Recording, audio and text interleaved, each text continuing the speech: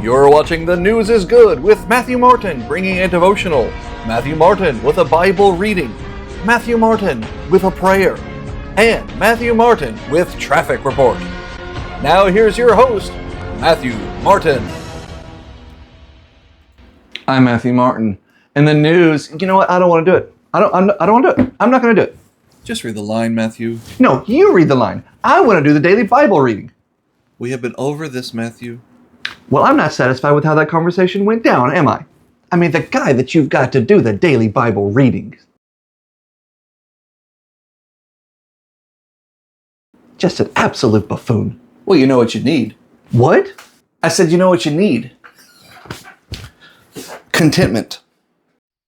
Paul writes a good deal about contentment, peace, and joy in his letter to the Philippians, which is all the more incredible considering that the book is written while he is smack dab in the middle of a prison sentence. Listen to this, Philippians 4:11. Not that I speak with respect of want, for I have learned in whatever state I am, therewith to be content. I think the most reassuring part of that verse is the phrase that comes just before Paul says he's content. I have learned. Contentment is not a personality trait that some people are born with and others aren't. It's a lesson, which means it has to be taught and learned over time.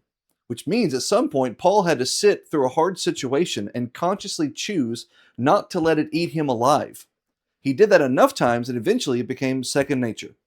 The fact that he has learned it means there was a time when he had not learned it. There was a time when Paul was not content, but then became content. So there's hope for all of us in that case. He goes on in the chapter to say he's learned how to be abased and how to abound, how to have nothing and how to have plenty.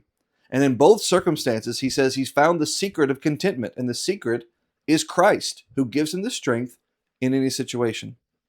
Contentment is not pretending that everything is fine. I mean, Paul was in prison. Things were not fine.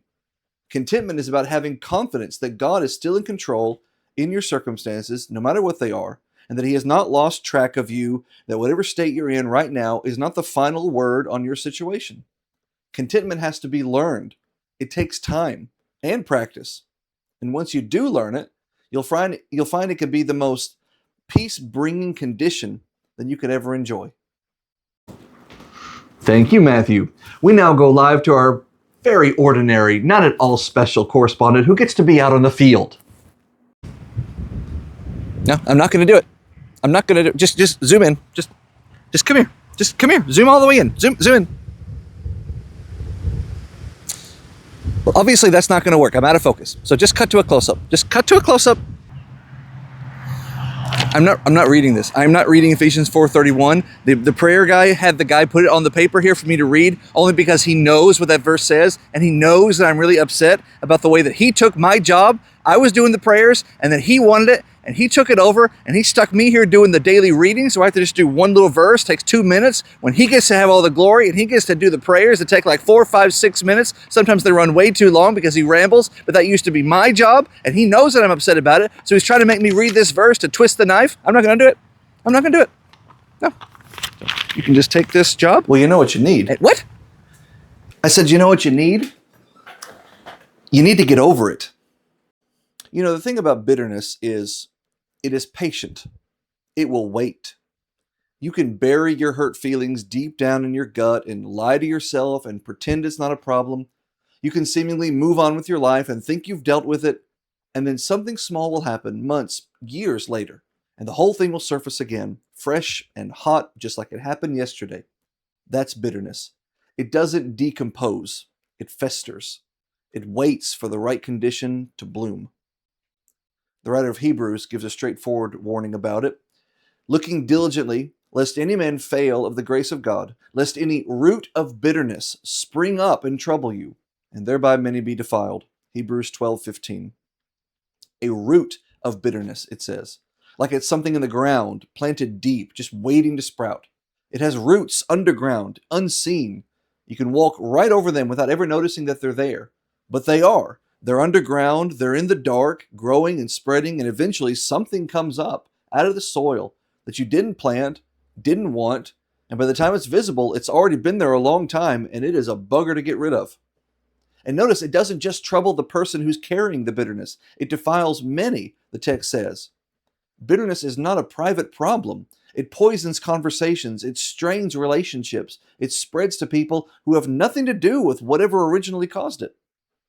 Paul's solution is simply stated, but it's not easily done.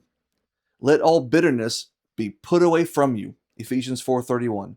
Put it away, he says. How? He tells you in the next verse.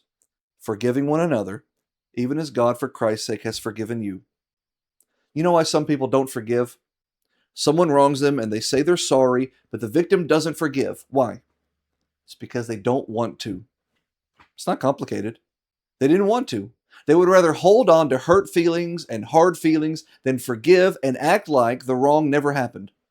And then they turn around and they expect God to do exactly that for them when they won't do it for the one who asked them for it. You know what God did with your offenses against him? He forgave them. Do that with the offenses against you. Pull up the root before it goes any deeper. Let go of bitterness before it eats you alive. I don't know what he's mad at me for. He's got the easiest job in the world. He only has to come out here for a couple of minutes at a time, knock out a couple of verses, and he's done before lunch. I'm out here grinding it. 6, 7, 8, sometimes 9 prayers at a time. Takes forever. I'm here all day. You know how hard it is to come up with 7, 8, 9 prayers at a time? It's ridiculous. He's got the easiest job. If not him, then the guy who does the intros has the easiest job. 30 seconds, boom, he's out of here. In and out and done. I've got the longest job. Why can't I have the short job? Well, you know what you need? What? You know what you need? You need to stop looking for a shortcut in life. Naaman was a great man, of the worldly kind. He was a commander of the Syrian army, mighty in battle, respected by his king, but he was a leper. And when word reached him that a prophet in Israel could heal him, he made a trip as quick as he could to search for the solution. 1 Kings 5. And when he arrived, 2 Kings 5. And when he arrived, the prophet Elisha never even left his house to see him. Instead, he sent a servant to deliver the message. 2 Kings 5:10, go wash in the Jordan 7 times, and your flesh will come up again to you, and you shall be clean. And at that, Naaman was furious. He'd expected Elisha to come out personally, wave his hand dramatically over the leper's spot, and send him home healed. He wanted a dog and pony show. Instead, he got simple instructions involving baptism in muddy waters of a dirty old river. Fortunately, Naaman's own servants talked some sense into him. They pointed out that if it was asked for him to do some hard thing, wouldn't he do it? And I think he would. He was a great soldier. A warrior is used to doing hard things. And if he was tasked with winning a battle to heal himself, that's what he would do. Instead, he was told to do something easy, and that just broke his brain. Naaman eventually does obey the command. He goes to the river and he dips. First time, still a leper. Second, third, fourth, still a leper. Fifth, sixth, still a leper. It's not till he dips the 7th time as commanded that he comes up clean as a whistle without a spot of leprosy on him. For Naaman, there was no healing without doing things God's way. There are no shortcuts. But that doesn't mean the solution is not easy. It just means it has to be done, whatever it is, when and how God commands it. So what has God called you to do? Do it. Don't wish for an alternative. You'll find God is persistently stubborn in that respect. Just do what you're told and be grateful that he has never asked the impossible of you. If he commands you to do it, it's because he knows you can and because he knows it'll be good for you if you do. And don't even get me started on the Devo guy. Oh, the Devo guy? Yeah, nobody likes him. I can't stand the guy. Nobody can stand that guy. I can't stand him, right? Yeah. Right? No, we don't like him. Yeah. Well, you know what you need. What? I said, you know what you need is a reminder about Jesus. It is almost a guarantee that the Christian life at some point is going to cost you something socially. Maybe a reputation, or maybe your relationship, or an invitation to some social event. Jesus was very blunt about it. If the world hates you, you know that it hated me before it hated you. John 15:18. Jesus says that as though it is an expected thing. And I know he says, if the world hates you, but that's a circumstantial if, not a conditional if. Under the circumstances of your being hated, whenever it happens, remember that people hated Jesus first. It's going to happen, and when it does, remember, you're in the best of company. Peter writes to Christians who are already experiencing that kind of hatred. Brethren who were scattered across the Roman world and persecuted and shunned. And the apostle tells them in his first epistle to conduct themselves honorably among the Gentiles, to submit to governing authorities, to be good citizens whenever and however possible. But still, they're going to be hated. And on that point, Peter says, "For even hereunto were you called, because Christ also suffered for us, leaving us an example that you should follow in his steps." 1 Peter 2:21. Hatred is part of what you were called to experience. You were not invited to receive comfort and social approval in the world. You were never promised a life that would go smoothly because everyone around you is going to respect your faith.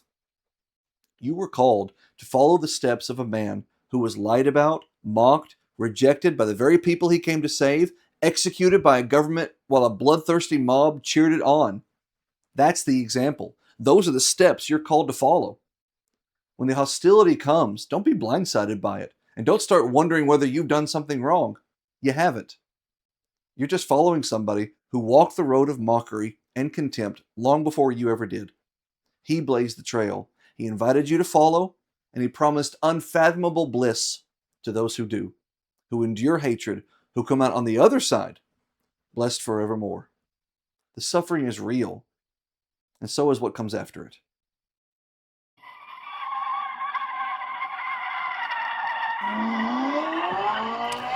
This is Matthew Martin with the traffic report. I'm sorry I'm late. I've been stuck in traffic in a roundabout on Dave Ward Drive for the past 90 days. I've only just escaped. I've got some great traffic-related devotionals. If you'll just hang in there with me, I'll be right there. Don't go without me. No, please don't go. No!